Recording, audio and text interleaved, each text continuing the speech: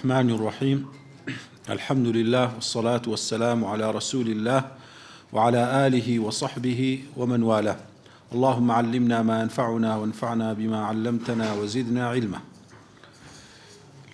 كيشتنا بيتي بستبينزم والخطأ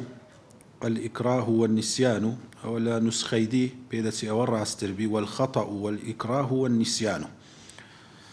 والخطأ والإكراه والنسيان أسقطه معبودنا الرحمن. أو قاعدة أويك وخطأ إكراه نسيان. الخطأ والإكراه والنسيان مسقوط ساقطة لروي الشرعية، يعني حكمك ساقطة لروي شرعه، اعتباري لو ناكري يان أخذ يان ترتيب حكم لسري دانا مزريت للا إخواي سبحانه وتعالى. كدرين خطأ ما بس ما تسيا أو هازور بيناسيان كرديا فعل الشيء عن غير قصد، كردين يشتيك ببي قصد ما بس نبوة، بلام أو بيناسيا زور دقيق نية لبروي أتوكاش تشيدا كي هر قصد نبيتن ما بس تكيان لوي أو قصدت نبوة كأو إيشي بكي لوي أو ها دقيق ترى كهندك لزانا بيناسيان كرديا هو فعل شيء على قصد يقع خلافه. شتشي أنزام بدأي بما بستشي بلام بيتسواني أو ما بستدر بسيتن واقعك بيتسواني أو ما بستايان زياواز لو ما بستيدر بسيتن أو دقيق ترى أو بيناسيا. مثلا كسك ما بستي أو الراوي بكاتن كرويش كشي بكوجيتن دعاية دردسيتن إنسانك أو دبيت قتل خطأ قصدك هي بس قصدك ريبيد راو بو شرعا وانيا شرع ريبيد دا أو راوي بكي بلام فعلك واقع دبيت زي دبي بشتشي الريبين دراو شرعا ككشتني شخصتي ما بستكرش تشي ريبيد راو بوا بلام واقعك الريبين دراو دردسيتن أو خطأ لروي شرعه أو خطأ لروي شرعيه وك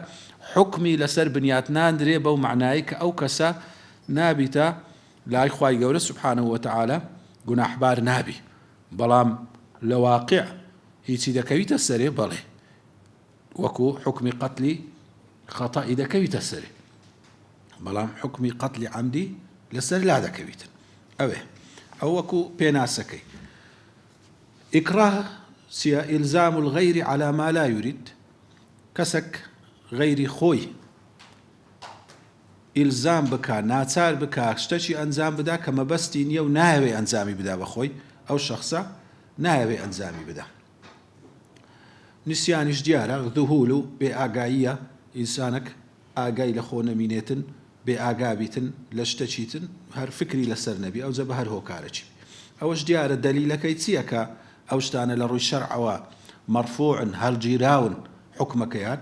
أويك بيغمر عليه الصلاة والسلام ده فرمي إن الله تجاوز عن أمتي الخطأ والنسيان وما استكره عليه.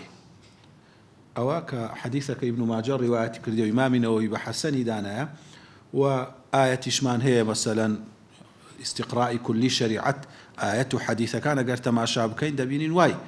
آية مان هي لباري قتلي خطأ فرقي في كردي لقر عمدي حكم عمدي ندايته ولا باريش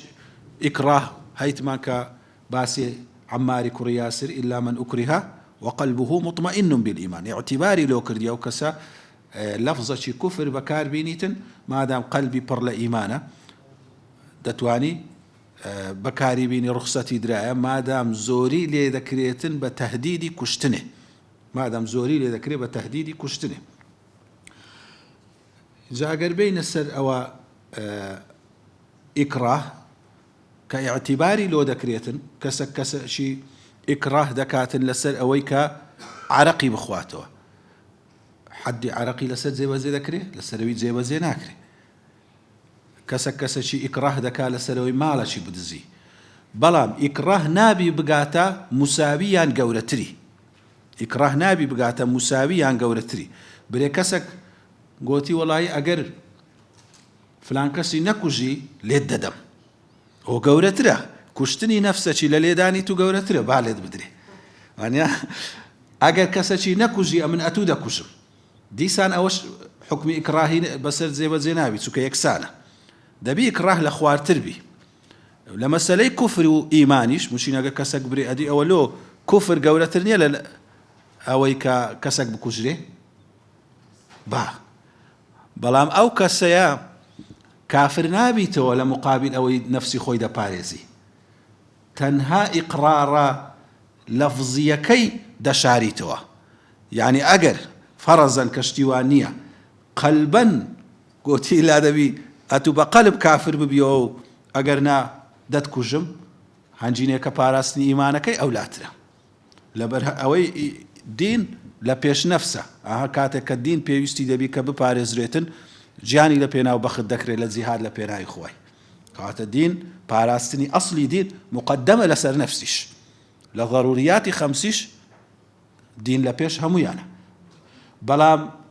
کاتێک ئەسڵک لەگەر شتێکی کە لە خوار ئەسڵە تێک دەگیرێتن دەکرێ هەنجینێکە ضەروراتی پاشە خۆی مقدم بکرێ لەگە پێشە خۆی مەسەن لێرە نەفس لە پاش دین بوو بەڵام ئەو دینە لە ڕووی قەلب هەردە پارازرا تەنها جارێ ئیقرارە لیسانەکەت دێتە خوارێ بە زمانە تو ئیقرار دەبی بکەی واجبە لەسەرت ئەو ئیقرارەی دەشاریەوە لەبەرەوەی نەفست لە ناو دەچیتن ئەوە شەریعەت لەوەی ڕێی پێدایە ئەوجا ئیکراه چەند شەرتەکی هەیە ئەن یەکونە قادرا على التەنفیذ دەبی ئەو کەسەی کە کەسێکی ئیکراه دەکا توانای ئەوەی هەبی جێبەجێ بکاتن ناکرێ منداڵێک برێتن کەسێکی گەورە برێگە کوفرینەکەی دەتکوژم ئەگە عەرەقی نەخۆی دەتکوژم برێ وەڵاوەتە تاین جێبەجێ بکە دەبی قووەتی ئەوەی هەبی کە جێبەجێ بکە غالیبەن تەماوە باز دەکەین بە غالیبی ظەنی یان بە یەقینی ئەو قووەتەی هەبیتن وهو غير قادر على المدافعة والفرار ئەوەش مەرجی دووەم دەبی ئەو کەسەی کە ئیکراهیشی لێ دەکرێت ئەو توانایی نەبی کە دیفاع لە خۆی بکە یان هەڵبێ ئەگەر توانای دیفاع لە خۆکردن و هەڵاتنی هەبیتن دیسانێکە نابی ئەو شتەی ئەنجام بداتن یانی کابرایە گوتی ماڵی فلان کەسی بسووتێنە دەبی لا بسووتێنی ئەو ماڵی تەلەف بکەی ئەگەر تو بتوانی هەڵبێی یان بتوانی دیفاع لە خۆت بکەی ئەوە هەنجینێکە نابی ئەو خراپەیەی ئەنجام بدەیت واروە سێم دەبی یەقینی هەبی یان غالیبی ظەنی هەبی یعنی ظەنەچی گومانەچی بە قووەتی ئەوەی هەبی کە ئەو کابرایە ئەو شتەی جێبەجێ دەکا جاروێ ئەتوو وەکو برەی زۆر گومانەچی زەعیف هەیە کە ئەو کابرایە ڕاست دەتوانای هەیە جێبەجێکا بەس هەر لۆ ترسان نێوە دەکات جێبەجێ ناکە ئەتوو دەزانی لە دڵی خۆت ئەو کەسە جێبەجێ ناکە ئەو شتەی کە زانی جێبەجێ ناکە با قودرەتیشی هەبی ئەوە نابیتە حەدی ئیکراه واروە دەبی ئەو مەرجەشیان لە بۆ دانازانان ئەو شتێک کە ئیکراهی پێ دەکاتن ئەو کەسەیە دەبی لە نێزیک ڕوو بدە نەک برێ وەڵاهی ئەمن فلان کەسم مەسەن لۆ نمونە ماڵی فلان کەسم برد عەرەقم خواردەوە لەبەرەوە کابرایە گوتی وەڵا ساڵەشی دی 2 ساڵی دی ئەمن دەستم دەگاتە تو هەنجی ئەو هاوا هات لێ دەکەم دەبی ئەوانێ ئەوە نابی ئەو ئیکراه خوا کەریمە لۆ ساڵەشی لۆ 2 ساڵی دێت قووەتت پێیا دەبی وەزع دەگۆڕێ دەبی شتەکە لە نێزیک بیتن کە عادەتەن دەتوانرێت جێبەجێ بکرێ ئەوە لەبارەی ئیکراه کە بەڵام لەگەر ئەوە لە لای خوای گەورە ئەتوو عقوبەت لەسەر نییە وهروها لە لای شەریعەتیش وەکو برێ ضەمانەکە دەکەویتە سەر ئەو کەسەی کە ئیکراهەکەی کردیە دەبی ئەو ضەمانەی بینی یانیش ئەگەر حەقەکە کەت بووە لای ئەو کەسەی کە مکڕەهە مەسەن گۆدبی پارەی بدزە و پارە لە لای وی مابووە ئەو کاتێک کە دەگاتە دەست قازی و یان هەر حالەتە کە ئیکراهەکە نەما یەکسەر دەبی ئەو حەقەی دەفع کاتەوە لۆ صاحبەکەی خۆی ئەدی خەتەئیش شروتی هەیە هەویش بێ شەرت نییە دەبی یەکەم شت مەبەستەکەی شتێکی حەق بینە ئەگەر مەبەست ناحەق بوو ئەوە خەتە نییە مەسەن کابرا مەبەستی دزیبی دزیش ڕوو بدا مەبەستی خراپە بی خراپەشی دیکە ڕوو بدا لە نەوعەچی دیکە بڕەک جیاواز بیبرێ وەڵا ئەم مەبەستم ئەوە نەبوو بەس ئەتوو هەر لۆ خراپە هاتی ئەتوو هەر لۆ خراپە هاتی ئەوە هەنجینێکە دەبیت حکمی خەتەئی بەسەردا نایە بەناو بەسەر ماڵەچیدا هاتی بەسەر ماڵەشی داهاتی حکمی دزیە ئەگەر مادەم لۆ دزی هاتی ئەگەر شتێکت دزیان شتێکت لەو ئەسنای ئەو دزینەی لەدەست تەلەف بوو گەورەتر بوو ئەوە نابێتە خەتە ئەوە نابێتە خەتە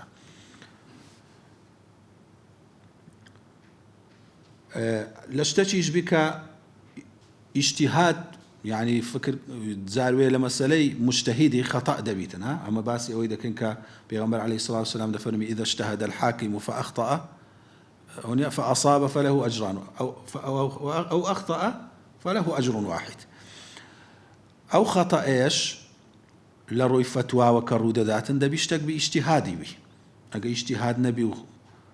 أو قسەی هەڵنەگریتنی هەندێک نییە کە خەتەئی تێدا بکاتن ئەوە لە ڕووی فتواوە لە بۆیاندانەیە و دەبێ ئەو کەسە ئەهلیشبی لە بۆی ئیجتیهاد بکاتن ئەو مەرجانەش لە بۆی دانراینە کە کەسێک بە خەتە شتەچی بکاتن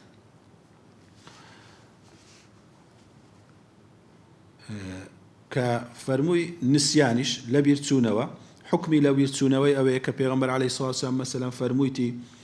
کەسەکە نوێژی لە بیرچوو یان نووست وانە با ئەو کاتێکەوە هەڵساوە نوێژەکەی بکە کەواتە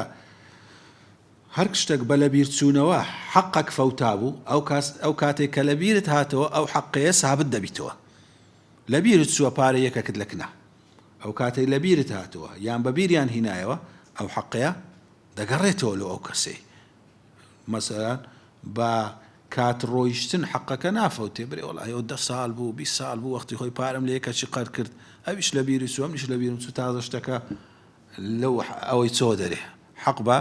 نسیانی نافەوتێ ئەگەر ئەو نسیانە هەر بەردەوام بوو هەتا مردنێ و گەڕانەوە لای خوای گەورە هەنجینێکە ئەو کەسە هەنجی معذور دەبیتن هەتا لە نوێژ و لە خەتە و ئەوانەی دیکەش مەسەلەن من نوێژان غەڵەت دەکەین زاروێشتێک وەنیە لە دوور کەعاتمان کردیە سێمان کرد بە چارمان کردیە نوێژەکمان کردیان نەمان کردیە بە بیریشمان دێتەوە کە بە بیرمان دێتەوە ڕکعاتەکەی دەکەین یان نوێژەکەی ئەنجام دەدەین بە تەکید مادام جاروێ بە بیرمان بێتەوە جاری شوێ لەسەرمان ڕۆیشتیەوە بە بیریشمان نایەتەوە خەتەکە ڕۆیشتیە ئەوە ئەنجینەکە خوای گەورە ئینشاڵڵا بە عەفوی خۆی ئەو کەسەی ناگریت و عەزابی ناداتن لەسەر ئەو شتێک کە بە بیری نایەتەوە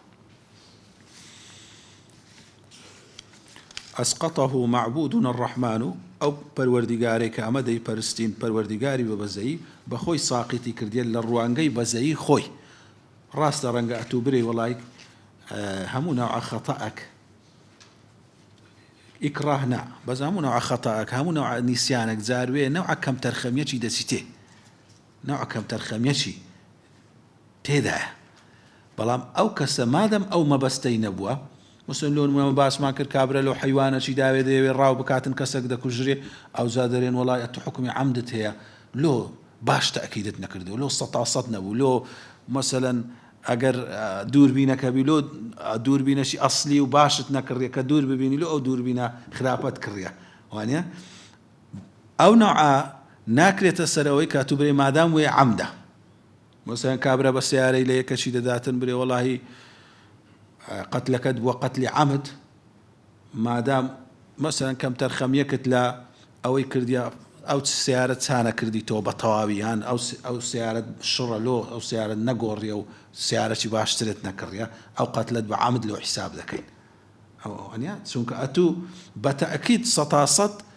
هيت ما بس تشي وتنبوا كساتشي بكوشي أو خطأات زاروي أو كم ترخم يرود ذلك كساتشيو نابي تسبب خطئه زاري شوية دبيت السبب ولو هند فتوى دراية مثلا لون منكسك للسيارة لو يدان دراية سطو بيست بروه زيادة لسطو بيست رويشت دارين أو كسي كداي كجيتن كخيرايا كزيادة الحديبو دبيت الشبه عمد نابيت عمدي تاو بس دبيت الشبه عمد دي كي مغلظة دبيتن يعني دي كي أستور دبيتن أو باري دا وشي دي عمدي دبيتن بس أوندي ناكو جريتو هر أوندي كناكو جريتو ناكات أو يكبكو جريتو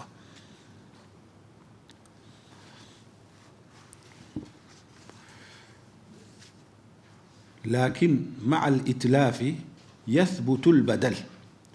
وينتفي التأثيم عنه والزلل أو ما باسكر وتمان راسته خواي جورا ساقطي كرديا لسري رفعي كرديا بلام كاتك كتلفي مالية كشي كرد بهوي نسياني بي بەهۆی خەتەئی بی بەهۆی ئیکراهیش بی بەدەلی لەوە بۆ دەچەسپێتن وەڵام من غەڵەتم کرد ئەو مەڕانە هاتنە ناو عاردی تو زراعەتی تویان تێکدا ئەوە بە خەتەئە وەنیا بە عەمدی وەم نەکردیە بە عەمدی وەت نەکردیە بەس دەبی ماڵی منت تەلەف کردیە لە ناو بردیە دەبی حەقی ماڵی من بدەی ئەوە مەبەستی ئەوەیە دەبی حەقەکەی بدا دوایە وينتفي التأثيم عنه والزلل بلام جناح زل بردن للاي خواي جورا سبحانه وتعالى أويل نفي دبيتن يعني أويل سر نانسري بله زل يعني هالخليسكان هرب معناه جناح تاوان ديتن ومن مسائل الأحكام في التبع يثبت لا إذا استقل فوقع يكلا قواعد كان ديكي فقهي أويك علماء بونوعي تعبير إذا كان التابع تابع التابع تابع يعني هرشتك واقعا تابع يشتشي بي حكما تابعي دبي يعني التابع واقعا تابع حكما أقدر تاني بتفسيره ابنس اشتك نفسي حكمك وردقري هر تابع بي نفسي حكمك وردقري أوزالي كذا فرميتن لمسائل أحكام الشرعي لباري تبعية في التبع يثبت ثابت دبي لا إذا استقل فوقع نك أجر زياواز بورودانكي دبي لا تابع بنك بزياواز يروب ده استبن منروني دكينو أجر كابرا سيرة شفروشت مرة شفروش عاوزبو حيوانة شفروش حيوانك عاوزبو هيت قسيان لباري أوي نكرت كمعاملة أو كوربالين ناوز جداية بكن دبيت أي شيء أوي كريتي لبروي أصل أوي أو شتي بتوابع وكريا جنين كوربالا تابع لبو داك كي خوي تابعيتي كاتا دبيت إيوي أما أجر لفروشني ناوي هنا وبمرز فروشتي قوتي دات فروش ما بس أو جنين إيتو نبي أو اشتشي كيا هنجي المسلمون عند شروطهم أو كسب بي شرطكي خويا أو معاملة يعني كرديا قيديناك بلا بباس نكردن دبيتا تابع لكرينو فروشتني لا لكرينو فروشتني استاوشتانا زور ده مثلا لخاني فروشتني اوش ببي عرفه عندك شت هي تابع خانيه استمشينا لعرفي ما تانشي وني بوري فلاك مثلا ساعات كهرباء مزخه اوشتانا لو عرفي استا تابع خانيه كباسي ناكن دبيتا اي او كسي كرياره بس كونتر وسبليت هشتا نبوي تتابع بمطلقي بشرط بعض ذكره لنا وبازاري او همزانيه بشرط بعض ذكره دبي كابرا بري او كونتر وسبليت اجلي مكو دمويتن هنجي الا اگر باس نكريتن افروشياري ملشي خويتي دتاي لي بكاتو بلا معنى وكو باس ما كرد هاشتاج لعرفك تابعي بي نابي لي بكاتو مشين استا كاميرا تساوديري بتابع حسابي شكون ببيرم ديت سن صار بيش استا خاني فروش را كابرا هم بلاكو غلوبي لي كربو كرويش بو خاني بزيهش او ناحقيه برامبر او كسيك فروشتيتي ابي تابع على روي عرفه دو باسي مساله عرفيش دكاين تابعك بعرف دس سبيتن او دبي تتابعي مثلا حديقه استا كابرا استا خاني ذكرتن حديقه برامبر هي يخو حديقه ملشي صرفي كسنيك بكره بفروشه تابوشني لسركس ملشي حكومتيا بلا منفعتك حكومه داداتا او كسيك برامبر ويا لخاني كاكا فروشتي كاساشي دي كانت يعني بري ولا او خو ايتونيا حتى مثلا او تسولي كرت او دي كان هاتيو دس بس دا بقري ولا بري وملشي كسني من دست بس روح حديقه داغرنا تابعه لبو خانيك او زوان زور مسائلي دكوي تناوي لكرينو فروشتني مسألة تبعية للسيارة هروا استامشين هندشتيا بتابع حسابه أويش لشيء ده برسري لعرفي أهلي صنعة ده برسري يعني لهم عرفة شنا مثلا أما يستابرين مسألة السيارة ولا أهلي سيارة فروشني ده برسري لا خاني ولا أهلي خاني اعتباري لو ذكريتن كأوان ده زانن كوا نكابرا يستعملوا خم لتن صال زارة خانية شي ذكر مدة فروشن بريم والله لكنا من عادة أو هاي أجر فرۆشیارەکەش گوتی نەعلەکنە من عادەت ئەوها نییە ئەمن ئەوها تێنەگەیشتی عادەت ئەوهابی چێ حکم لە مابەینی ئەو دوانە دەکا ئەهلی سنعەتەکەی دەچی پرسیار لەوی دەکا حاکم ئەگە بگاتە حاکمی دەچ چەند کەسێکی جێی ئەمانەت و خیبرەی ئەهلی سنعەت پرسیاریان لێ دەکاتن دەرێ ئەو عادەتە کووە.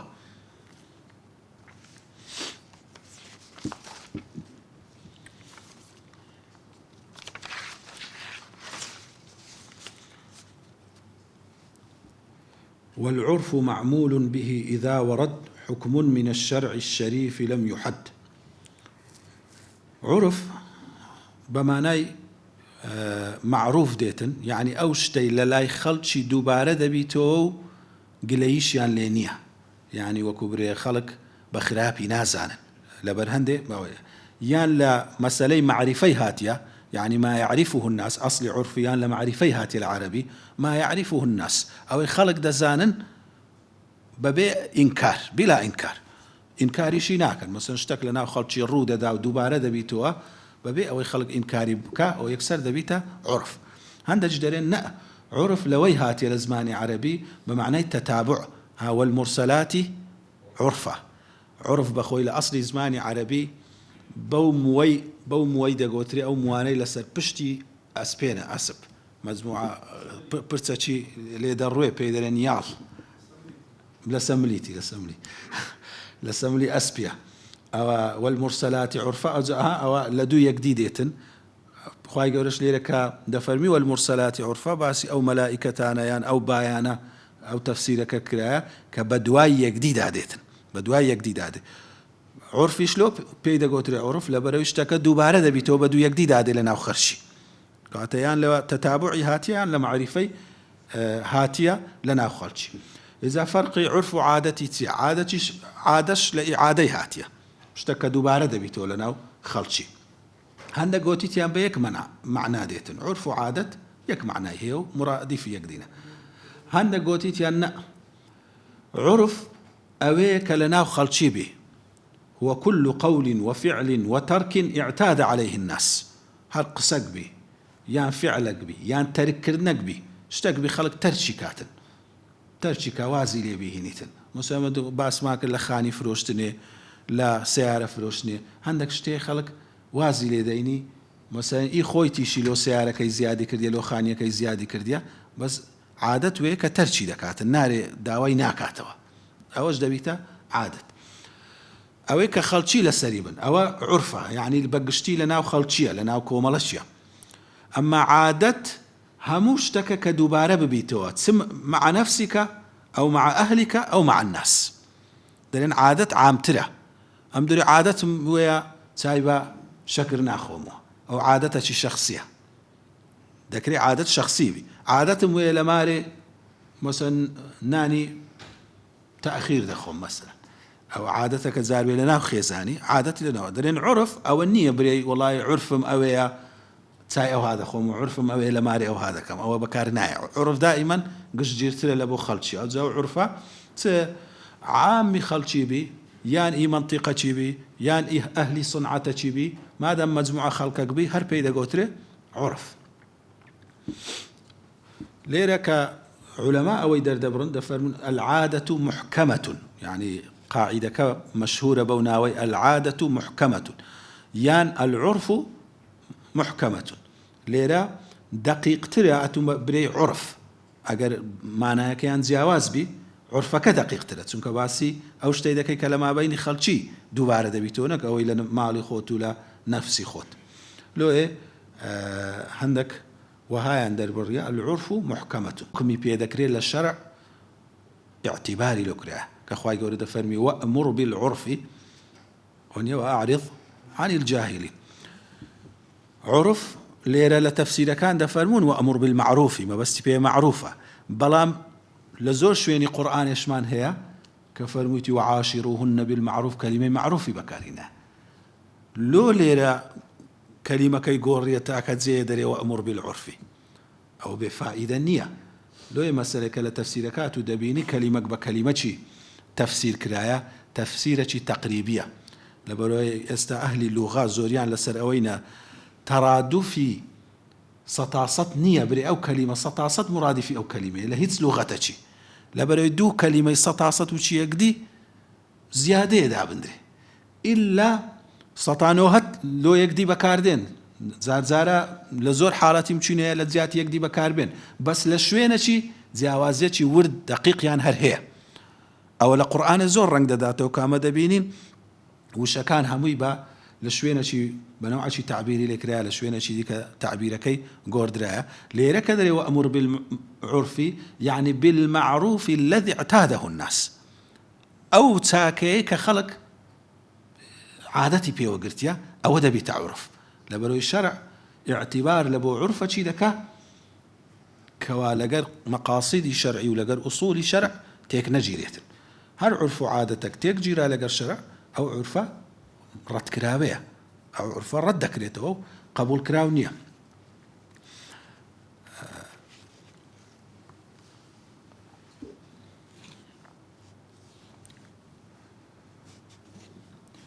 ئەوزە نمونونەکان ئەگەر بینەوە ئەگەر حکومەکی شەرعیمان هەبوو شەرع تحدیدی نەکرد بوو ئەندازەی لە بۆ ئەو شتەی ئەو حکمەی دانە نابوو چ دیاری دەکا عورف دیاری دەکا وەکو چێ حکمی شەرعیمان هەیە جاروێ واجبەکە بەس شەرعیش نەیگوتی ئەو واجبە چەندە مارەی ئافرەت نەفەقا بەڵام لە مەسەلەی مارەی بەخۆی ڕێی پێدایە شەرع کەم و زیاد بکە مەهر المثل لە حاڵاتی کە پێویست دەبی حکم بدرێتن لەلایەن قازی بە مەهر المثل دەبی بەڵام مەسەلەن لۆ نمونە لەسەر کەسێکی واجب نابیتن برێن وەڵا عادەتی خەڵکی ئێرە 90 مسقالە منیش 90 دەبی لە مارەی قینتارن ڕێی پێدایە بەڵام نەفەقە مەسەلەن نەفەقەی خێزانی لەسەر پیاوی واجب کرا ئەو نەفەقەیە چەندە دیاری نەکرا ئەو نەفەقەیە چەندە عادەت دیاری دەکا ئەوزە لە لیباس بی لە خواردن بی هەر کەسەی بە جێرەی خۆی لا يكلف نفسا إلا وسعها هەر کەسەی بە پێی توانای خۆی خوای گەورە لە باسی نەفەقەی یەکسەر ئەوەی دەینی ئەوەی توانای لينفق ذو سعة من سعته ئەوەی توانای زیاتر بی بە گوێرەوی دەبەخشی ئەوەی توانای کەمبی بە گوێرەی توانای خۆی و بە گوێرەی شوێنەکەی دەبەخشیتن لۆی مەسە ئێستا هەندێک کە لە کتوبی فقهی هەندێک مەسەلەی نەفەقە دیاری کرایە ئەو مەسەلانە لۆ عادەتی ئەو کاتی بووە مەسەلەن باسی ئەوەی دەکاتن دەرێ پیاو لە سەریتی لۆ مەسەلەی نەفەقەی ڕۆژێ مەسەلەن جەمێ نانەکی دابین بکە خوب زەگوی ئەوزە چ لە گەنمیبی چ لە جۆیبی لەگەر شتێکی کە پێ خۆربی هەتا ڕوونیش دەبی وەخت خۆی نانیان بەس سەور کردێ پێیان خواردی یان پەنیرێک بی یان ماستێک بی یان هەر شتێک بی ئەوە ئەو جەمەی لەسەر ڕۆی وانە لە وەرزێ جارەکیش لە گەرما و لە سەرمای ساڵێ دوو جاران جل چیلۆ دابین بکات جلکێک لۆ گەرما و جلکێک لە بۆ سەرمای تابان ئەوە بە عادەتەکە لەو سەردەمەی دەبیتە عادەتێک بەڵام ئەو حالەتانش کە عولەما باز دەکەن لۆ حالەتی قەزاوەتە نەک لۆ حالەتی طەبیعی حالەتی طەبیعی ئەوە لە مابەینی ژن و پیاوی نییە تێدەگەی مەسەن کە دەشرێن ئەوە هەر تێبی نییە کە ئینسان بزانی باشە مەسەن هەندێک جار ژن دەرێتە پیاوی ئەمن لەسرم نییە جل کرد لۆ بشۆم لەسرم نییە شیری بدەمە منداڵی وەنیە لەسرم نییە ئەوەی بکەم ئەوەی بکەم پیاویش دەرێ ئەمنیش دەبی لە قابل زیرەک بیبرێ ئەمنیش لۆم هەیە بەس نان و ڕوونەکت دەمێ ساڵێ دوو جار جل کرد لۆ بکەم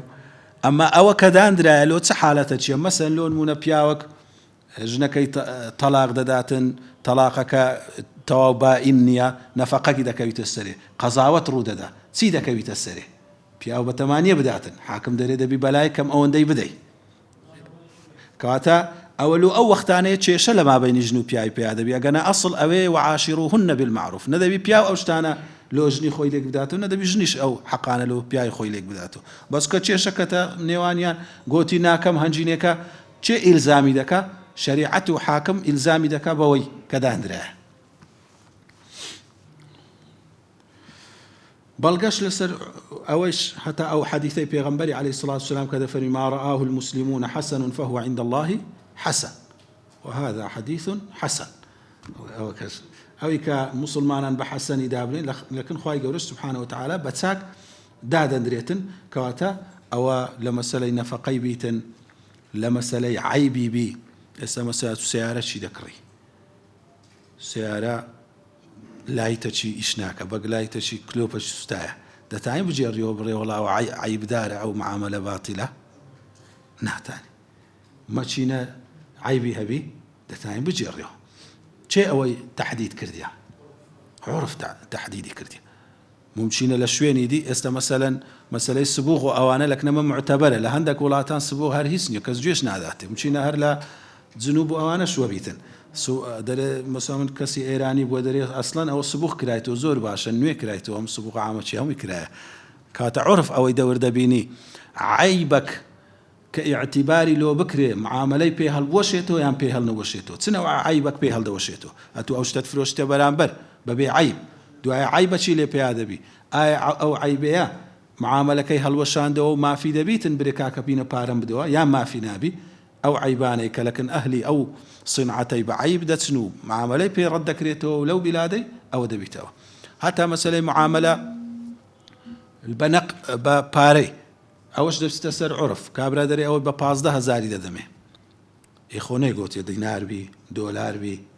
ئەوەنیە ئەد کابرا لە هیکڕا برێ دۆلارە معاملەکە ڕوویدا مەسەن لۆ نمونە وەڵا 15,000 دۆلارت لەسەر حیسابە ئەم گوتم 15,000 کاتێککە دێتە محکەمەی بێتە قەزاوەتی چ حیسابە ئەوەی کە عرفی ئەو بەلەدەی ئەگەر نەقدەك غالب بوو نەقدی غالب حیساب دەکرێت مادام ئەم گۆ هەستان قسەتان نەکرد نەقدی غالب حیساب دەکرێت قسەتان کرد باە حەقی خۆتان بەس کە هۆردوولاتان قسەتان نەکرد غالب و عادەتەکەتان لە بۆ حیساب دەکرێتن هەتا مەسەلەن لە شت کڕین و فرۆشتنی هەندێک شت هەیە عادەت دەبیتە سەبەبی ئەوەی جاروەیە هەندێک مەسەلەی کە ئیستیثناءاتیشە لە هەندێک ئەحکامی شەرعی عادەت ئیستیثنای دەکا لۆ نمونە شەرع دەرێتن کڕین و فرۆشتن دەبی بە ئیجاب و قبول بی یعنی کابرا برێ ئەوم بفرۆشێ بەوەندەی ئەویش قبولی بکاتن ئێستا ئەمە زۆربەی جار دەچین لە فڕنی پارەی دادەن یە قسەش ناکەین کابرا نانمان دەداتی وانە ئەو شتانە لە دوکانان دەکڕن کابرا شتەکەی دەداتی ئەویش چ ئیجاب و قبولی تێدا نییە بە قسە ئەوە عرف تەحدیدی کردیە کە شتی گچکە ئی هەندێ نییە ئیجاب و قبولی بوێ بەڵام بچی سیارەکی بکڕی خانیەکی بکڕی ئێستا لە ئەوەی خۆمان پارەی دانێ و ئەویش برێ ئاسێ کلیلم تەسلیم کردی بەیعەکە دانەمەزرایە ئەتوو بەس پارەی دانێ هیچ قسان نەکەی برێ منە سیارەی دەکڕم ئەویش نەرێ ئەو سیارم فرۆشتێت و بەڵێ و نەخێرەکی تێدا نەبی ئەو سیارە نەکڕایە بۆی ئەتوو پارەکی دانێ و ئەو سویجەکەی هەڵبگریتن ئەوە چێ تەحدیدی دەکا ئەوە عرف تەحدیدی دەکاتن لە شەرعەن ئیبنداریش فعلەن ئەوەش دیسان بە عادەتەن منداڵ ئێستا دەتانی شتێکی بکڕی و فرۆشی ئەو منداڵش ئەگە بچی سیارەی بکڕی و فرۆشی کابرا لۆی هەیە برێتن وەلی ئەو پارەی لە مارێ هینایە و بە ئیزنی من ئەو بەیعە دروست نەبووە ئەمن ئەو سیارەی ناکڕم لۆی هەیە چونکە ئەتوو لەسەرت واجب بە سیارەی نەفرۆشیە منداری بە پێی عرف بەس لە سەر دوکاندارەکی واجب نییە مەسەلەن شەربەتەکی نەداتە منداری ئەو تازە و بەیعە دروست دەبیت ئەوەش دیسان چ تەحدیدی کرد عرف تەحدیدی کرد ئەوجە دەستە زۆر بابی لە بابەکانی معاملات و لە بابەکانی شەریعەت کە عرف تەحدیدیان دەکاتن بە ئەویش شەرتی هەیە بەڕاستی مەرجی خۆی هەیە یەکەم دەبی ئەن یەکونە مضطردا ئەو ئەغلبیا اضطرادی بی اضطراد ئەوەیە هەر جارێ ئەتوو ئیشەکت کرد هەمان نەتیجە دەربسی ئەوە پێی دەرێن مضطرد اضطراد لە زمانی عەرەبی یعنی ئیشەکی دەکەی هەمان نەتیجە دەردەچی ئەگەر هەموو جارێ ئەو هابوو لەناو ئەو خەڵکەی یان بە ئەغلبی ئەو هابوو ئەوە دەبیتە چ دەبیتە عرف ئەگەر بە کەمی ئەوە ڕوویدا ئەوە نابیتە عرف ئێستا بچینە هەندێک وڵات و هەندێک شوێن هەیە مەسەلەی نەقدی دوو نەقد زۆر باوبی هەردوو نەقد وشی یەکدیبی مەسەلەن دۆلار و دینار لەناو ئەهلی هەندێک سنعەتی ئێستا هەیە دۆلار و دینار وشی یەکدیە دەبێت ئیلا هەنجی تەحدید بکەن دەبێت لا تەحدید بکەن هەنجینەکە بە عرف لۆی نییە مادام نەبوو بیتە غالب برێ وڵا ئەوە عرفە نەبوویتە غالب أن لا يكون مخالفا لدليل شرعي أو زور مهمة نابي عرفك مخالف دليل شرعي به مثلا لون مون أهلي صنعتك وأهلي بازار برين ولا أما عادة ما نوي فلانشتي دفروشين بقرز بس كابرا أجر تأخيري كرد سعرك يبقى جرانتر لس حساب ذاك إنه ذي بتر ربا أو لنا خلشي زور هي زاروي استلكنا خومان بارغوري نوي عن اشتكى ككابرا بقرزي ده بجويري لكن أخوي أنا وهذا كان بجويري أو قرزك يسندول السعر شيء دني دري والله أم مش رازي ما مش رازي أو عادتي ما ناو أهلي أو كسابتي أو هاي أم قلت ناقن دري نخرج أو عرفة هموش لسر متفق بن شرع رتي دكاتو ما دام بوا مسألة الربا ما بوا مسألة بار خواردني خالشي ما دام بوا فيل لبرامبر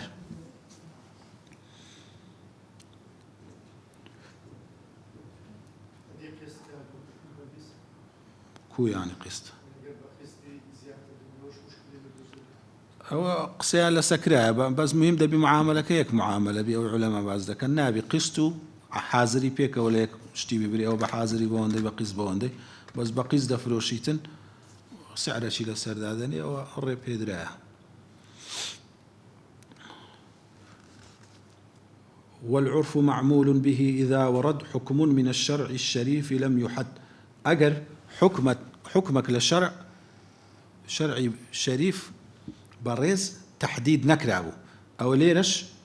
مرزة شديكية كنابت حكمك تحديد كرابي كتحديد كرابو هنجينيك عرف ناخوات ما دام شرع بخوي تحديدي كرد عرف إيشي نامنه معاجل المحظور قبل آنه قد باء بالخسران مع حرمانه يكل قواعد دكي شرعي أويك مشهورة بوي من استعجل الشيء قبل أوانه عوقب بحرمانه هر كسچی پلی کرد لبدی هنانی و بدستێنانی شتێکی پێش کاتی خۆی سزا دەدرێ بەوەی محروم دەکرێ لێی لێرەش دەفەرمی معاجل المحظور پەلەکردن لە شتێکی کەوا قەدەغە کرایە قبل آنه يعني ئێستا قەدەغەیە هێشتا کاتی ڕێپێدانەکەی نەهاتیە قد باء بالخسران توشي دوران و لدەستدانی ئەو شتەی دەبی مع حرمانه محرومیش دەکرێ لەو شتەی لەبەرەوەی طبعا أولا آيات ولا أحاديث بلغي زور علماء لو يعني هنا مثلا كخواي قورة دعوة بيغمبر عليه الصلاة والسلام دعوة ذكر الأنات من الله والعجلة من الشيطان دفرميتن لسر خوي لخدايا وعجلش للشيطان يعني ذم عجلي كرايا وتماشاي أحكام كان كرايا زور زار كبلي لي بكاتن لكاتي خوي نبيتن عقوبة دري بعكسي عقوبة دري بعكسي لو نمونك تماشاي يهود دكيكا خواي قولي لي حرام كردبون الرابي بكن راو ماسيلا روجي شمي ونيا لوتس لي حرام كردن لبرويكا اوان ويستيان بفيل بدستي بين فيلا كشي لسر حرام كردن ونيا لا باشان ليك شمش ونيا او فيلا ليك شمي رويدا ولا لسري حرام كردن لو دبرو حيله أو مسألة حيلة كبيدرين حيلة شرعي بخوي حيلة لا شرعية وني حيلة نا شرعية أو دستسروي مثلا لون منشتك لظاهرا ري بيدرا بلا ما بستشي خلافة أو بلا كردنا للشريعة كأنما حكمة شرعية بلا ليدكي كاتي خوي نهاتيا شروط مرزكاني خوي نهاتيا دتوي بدز به مثلا لون منكابرا مارە بەجاش وانە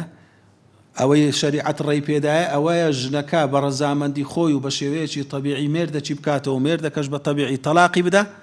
ئەو جا دوایە لۆ یەکەم دەتانی ببیتن بەڵام ئەو کەسەیە کە دەیەوێ حیلەچی بکاتن شریعەت حرامی دەکاتن پێغەمبەر صلی الله علیه وسلم لە حەدیث لعنەتی لێ دەکات المحلل والمحلل له لعنەتی لێ کرا ئەو کەسەی کە ئەو ئیشەی دەکات و ئەوی لۆشی ئەنجام دەدات ئەجا نمونە زۆرە لەسەرەوەی مەسەلەن نمونە کەسێک بە عەمدی کەسێکی بکوژیتن کە میراتگری ئەو کەسەش بیتن لە میراتەکەی محروم دەکرێت کەسێک بابی خۆی بکوژی لە میراتی بابی محروم دەکرێت کەسێک برای بکوژی ئەگە میراتی برای لۆی بێتن مادەم ئەو قاتیلی برایەکەیتی لە میراتەکەی محروم دەکرێتن ئەوەش حەدیثەکەی ئەوە لەو لە ڕووی سەنەدەوە قسەی لەسەرە لا يرث القاتل ئەو کەسێک کە قاتیلە میراتی ناگریتن بەڵام وەکو حكمك لا أهل الإسلام وعلماء ثابتة ولا سلفة وإيشي بيكرايا کابرا ژنی خۆی تەلاق بدا لە سەرەمەرجێ لەوەی مەحرومی بکاتن لە میراتی دیسانێکە محروم نابیتن و ئەو میراتەی هەر دەکەویتن لەبەرەوەی تو لە سەرەمەرجێ لۆ محرومی دەکەی یان لە سەرەمەرجێ نەفەرەکی لە میراتی محروم دەکەی یان زیاتر لە سەیەکی دەبەخشی دەتەوێت هەر هیچ لەو میراتگرەکان نەچیتن ئەوانە هەموو شەریعەت بە پێی عەکسی ویستی کەسەکەی پەلەی کردێ لە حکومەتی شەرعی مەبەست لە پەلەکردنەکە بەس پەلەی وەقتی نییە ویستیتی حکومەتی شەرعی بگۆڕی شەریعەت ناچاری دەکا کە لەسەر ئەو حکمەی ثابت بی ئیوا هەیە ئێستا لێک لە نمونەکانی کابرا ئافرەتێک بێوێ لە نیکاحی پیاوەکی دەربچی مرتد بیتەوە دوایە برێ مسلمان بوومەوە بە مرتد بوونەوەکە یەکسەر ئەوەی هەڵدەوەشێتەوە نیکاحی هەڵدەوەشێتەوە فتوایاندا عولەما دەرێن ڕاستە نیکاحی هەڵوەشایتەوە بەڵام لە پاشەوەی مسلمان دەبیتەوە نیکاحی لۆ کەس دروست نابیتن بەس لۆ پیاوەکەی قەدیمی خۆی دەبی دیسانێکە بەمارەیی بچیتەوە کنەوی بەڵام کەسی دیکەش لی محروم کرایە بستەکن کەسی دی دەبیت لا بستەکنەوە پیاوەی لۆی لەبەر خاتری هەندێک خۆی مرتد نەکاتەوە چونکە حاڵەتە چینەوە ڕوو بدات ئەو کەسێکە غەنیمەتی دەدزی ئەو کەسێکە غەنیمەتی جیهادی بدزیتن لە غەنیمەتی دوایە هەموو محروم دەکرێت کە لێ ئاشکراکرێت لەو حەقی کە بەخۆشی هەیتی لێی محروم دەکرێتن کابرا ماڵی بفرۆشی یان ڕەگەزی بگۆڕی خەڵکەکەی ئەو شتانە دەکاتن لۆی خۆی لە زەکاتی بدزیتەوە مەسەن دەفرۆشیتن لۆی خۆی بدزیتەوە یان جۆری نەقدەکەی دەگۆڕیتن لەبەرەوەی تو مەسەن پارەت بە دۆلار هەرگرتیا 6 مانجی بەسەردا تێپەڕی کردتە دینار لە زۆربەی مەذهەبەکان دەرێ حەول لە بیدایەتی دەست پێ دەکاتەوە لەبەر خاتری خۆ دزینەوە لە زەکاتی بی لەسەرت لا ناکەوی خوای گەورە شیچی لێ بزر نابیتن ئەوە لەکن خوای گەورە ناخوا حیلە لە خۆت دەکەینە لە خوای بکەی سبحانه وتعالى هنا أو يخادعون الله هو خادع منافق كان كذا بخيال خوان فعلي لخوي كان فعلي لخوي ذكاتنا أو كسا لو لمسألة زكاتي لمسألة كرين وفروشتني هر يك لو مسألة كابرا حيلة شي بكاش تشي بكاتن كبيت سواني ما بست الشرعية كيبي شريعة أو ما بستي خوي لسر أو كسيدة تسبينيتن وأولوي حلال نابتن